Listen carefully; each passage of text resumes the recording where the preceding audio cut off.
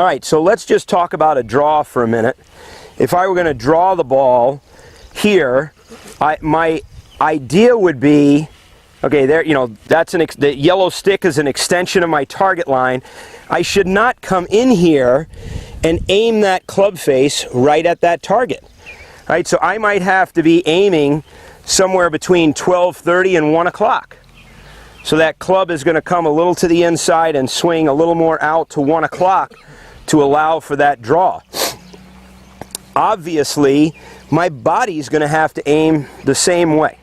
All right, I'm going to have to aim my body. So I don't want to be aiming over here trying to hit right of that stick. I want to bring the club in, aim it, you know, somewhere at about 12:30, and then my body's going to align with that target line. Okay, so the one mistake I see a lot of golfers make is that they get their, what we call, their lines crossed. All right, so if they're playing a fade, let's say, then they've got their stance over here. That's an extreme. But you know, I'd be standing over here trying to fight my fade.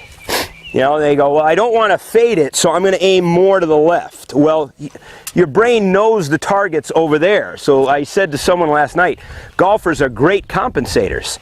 You're going to come in here and you're going to swing more over the top, trying to pull it back to the target, which is going to do what? It's going to increase that side spin.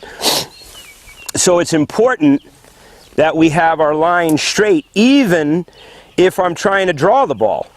So if I know I'm going to draw it, or hook it even, all right, I've got to aim a little bit more out to 12:30 or 1 o'clock, and then allow for that draw to come back to the target.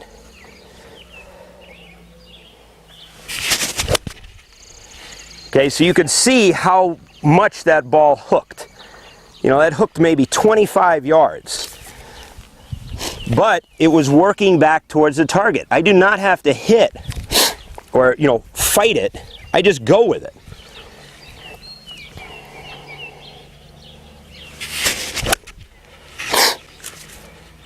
And that ball just comes right back towards the target. The same thing if I'm fading the ball. And I am not a great fader of the golf ball. I can do it when I need to on the golf course, but it is not my natural tendency. I hit about a 5-yard draw, usually. So if you can see on that first one, the ball started out to the right of this stick and then came back to the target. All right? This one we're going to go the other way. My lines are going to go more towards 11 or 11:30 and start the ball left of the stick and maybe work it back towards the target. The important thing here, and this goes back to something Steve was saying, you know, even when you're in trouble, when you're trying to maybe get a ball back out between some trees or whatever, the thing that I noticed most of the time is that golfers don't align their club face properly. They don't give themselves enough room to play a shot like that. So if I came over here and I thought, man, you know, I'm really gonna squeeze this ball close to here, you know, I could probably hit the stick and just try to hit it down the line.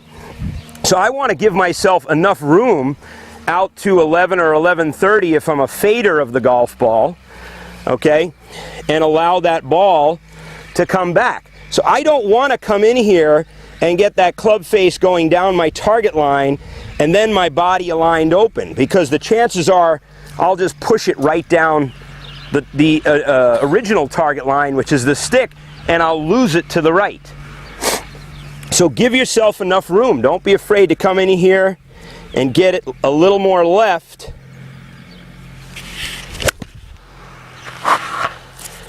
And give yourself a little room to turn that ball from left to right. Okay? It's not very hard to do once you've established kind of that visual picture. But the thing I want to get back to, and the last thing I want to give you before we all start getting out and hitting some shots, is we want to make sure the first thing that I showed you, which was just a very simple hand swing, was followed by getting the arms involved, and then followed by the hands, arms, and shoulders, and then the last thing, getting the whole thing working together. And that last swing is really where that athletic motion comes in. If you can think of something that really works for you, whether it's throwing a ball, swinging a bat, swinging a tennis racket, whatever it is, everything I'm doing today revolves around doing something athletic, staying athletic in the swing. Even if I'm not using a club, getting that idea of just, if I had a beach ball or basketball, just feeling like I was just throwing it towards that bucket out there. Okay? Staying very athletic. That would really help most people.